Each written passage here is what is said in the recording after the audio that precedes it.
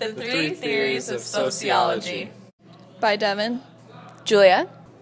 And Peter. The first theory is functionalism. Functionalism is a theory brought about by Emil Durkheim, who is especially interested in how social order is possible or how society remains relatively stable. Functionalism is a perspective in sociology. This perspective looks at society as an organism, meaning that all the parts tend to work together and a change in one part affects the others. When some society phenomena has existed for a long time, functionalists ask what need it fulfills or what purpose is being met.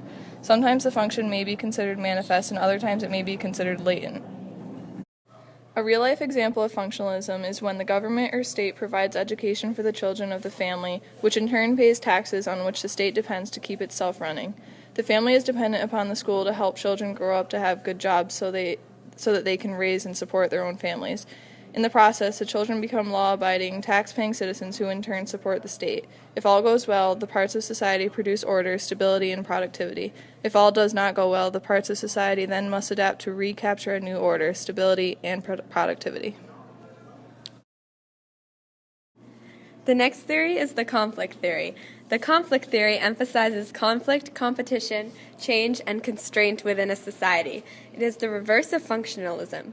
Functionalism proves that society is integrated as a whole, while the conflict theory states that society experiences inconsistency and conflict everywhere. It focuses on the disagreements among various groups in a society or among societies. Karl Marx, a German scholar who lived from 1818 to 1883, was the first social scientist who proved that conflict was essential in social change. He proved the clash between the bourgeoisie and the workers caused change in his time period. As this proves, it is whoever has the most power or ability to control others' behaviors who gets the largest share of power.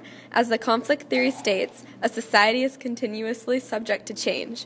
When the balance of power among groups shifts, change happens. For example, in the 1900s, society experienced the civil rights movement. As African Americans grew to have more rights, change occurred and the balance of power shifted.